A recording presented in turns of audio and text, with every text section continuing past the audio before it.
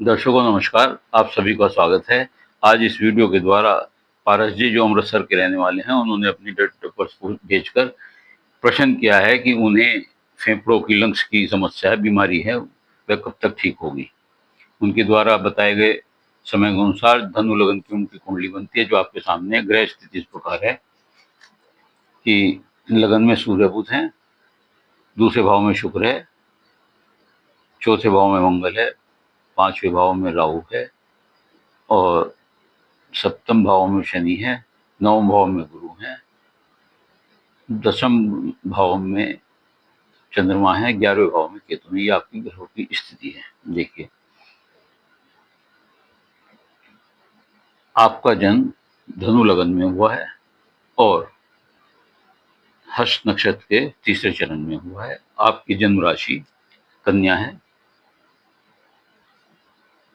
और वर्तमान में आपको राहु की महादशा चल रही है। राहु पंचम स्थान में बैठे हुए हैं, जो बुद्धि स्थान का भी स्वामी होता है। ऐसे लोगों की राहु जो है यहाँ पर बुद्धि भ्रमित करने का कार्य करते हैं। ऐसे लोग, जब राहु की दशा होती है तो ऐसे लोगों को यदि कोई बीमारी हो या परेशानी हो, तो बीमारी ना तो सही डायग्नोज हो पाती है और न ही उसका ट्रीटमेंट या मेडिसिन प्रॉपरली निर्णित हो पाती हैं, जिस कारण बीमारी लंबी चलती है और इलाज उसका रेस्पॉन्स धीरे धीरे मिल पाता है। देखिए, हमें आपने ये बताया है कि लंग्स की समस्या है। अब हमें ये देखना पड़ेगा कि फेफड़ों का रोग क्यों होता है, किन ग्रहों की वजह से होता है। देखिए, चंद्रमा और मंगल फेफड़ों की बीमारी देते हैं और गुरु बुध का संबंध बनता हो तो फेफड़े की बीमारी मिलती है। इसमें ये देखिए कि आप चंद्रमा और मंगल आमने सामने हैं। ये हिस्सा हम फेफड़ों को देखते हैं। सीना होता है, घर चौथा घर सुख का भी होता है। शरीर के हिसाब से ये आपके सीने का स्थिति होती है। मंगल बैठे हुए हैं और चंद्रमा मंगल को देख रहे हैं, मंगल इस घर को देख रहे हैं। दूसरी बात यह है कि अगर और बुध का भी संबंध बनता हो तो ही फेफड़ों की बीमारी होती है। गुरु के घर में बुध बैठे हुए हैं, गुरु का और बुध का संपर्क बना हुआ है।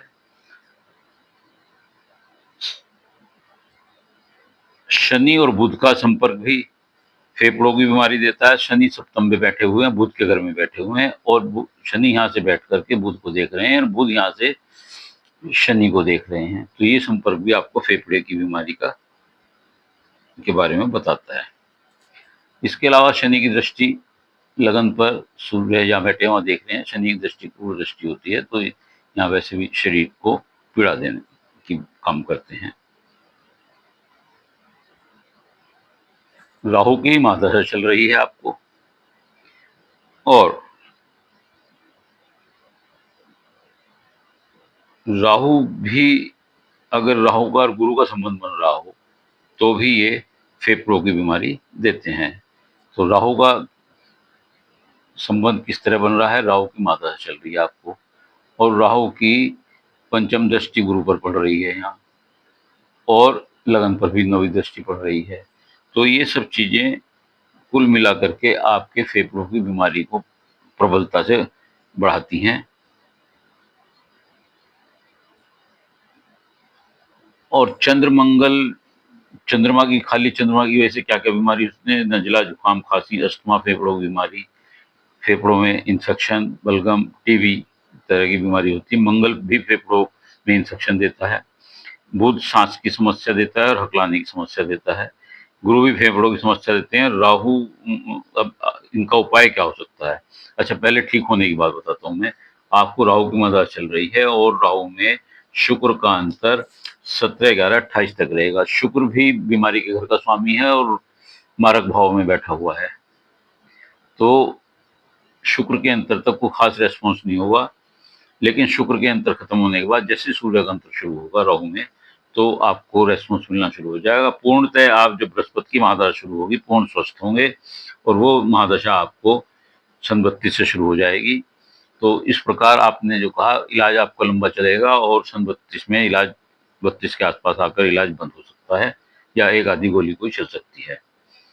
उपाय आप क्या करें ताकि जल्दी आराम मिले, तो उसके लिए आप बुध के लिए आप हिजड़ों को बुधवार के दिन हरी वस्तुओं का दान कर सकते हैं, गाय को हरा चारा खिला सकते हैं, गणपति जी की पूजा कर सकते हैं और चंद्रमा के लिए सोमवार को शिव जी पर दूध चढ़ाएं। और राहु और शनि के उपाय के लिए आप सफाई कर्मचारी, कोढ़ी या निर्धन व्यक्ति को या जरूरतमंद को भोजन कराएं या उनकी मदद करें।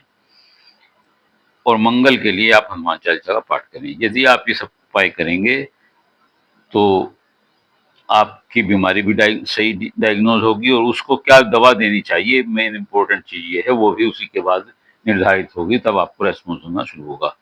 उम्मीद, लेकिन आप ठीक जरूर होंगे क्योंकि आपका लग्नेश भाग्य स्थान में बैठा हुआ है और लगन लगन में बृहस्पति घर में सूर्य बैठे हुए हैं और सूर्य घर में बृहस्पति बैठा हुआ है जो राजयोग बना रहा है। इसके अलावा मूल त्रिकोण सप्तम भाव और छठे भाव का स्वामी भी लगन में बुध बैठा हुआ है। ये सारी स्थितियां आपको हैं। इसके बाद शुक्र, जहां उसकी स्थिति मैंने बताया कि छठे बीमारी भाव के स्वामी होकर के मारक भाव में बैठे हैं, लेकिन इसके अलावा इस पूरी सुख सुविधाएं, ऐशो आराम की जिंदगी देते हैं, मकान वाहन सब चीजें देते हैं। तो इसलिए आपका जीवन ये निश्चित तौर से बहुत सफल होगा और आप निश्चिंत रहें कि आप जल्दी ठीक होंगे। ये उपाय करेंगे तो उम्मीद है कि आपको अपने प्रश्नों का उत्तर मिल गया होगा। यदि आपको वीडियो अच्छी लगी हो तो इसे लाइक करिएगा, शेयर करिएगा और कमेंट्स बॉक्स में जाकर अपने विचार लिखिएगा। इसके अलावा यदि किसी और का कोई प्रश्न हो तो वो अपनी डिटेल भेजते हुए मेरे चैनल को सब्सक्राइब कर अपना एक प्रश्न पूछ सकता है। उत्तर अवश्य दूंगा। उत्तर के लिए आपको धैर्य से इंतजार करना पड़ेगा। धन्यवाद।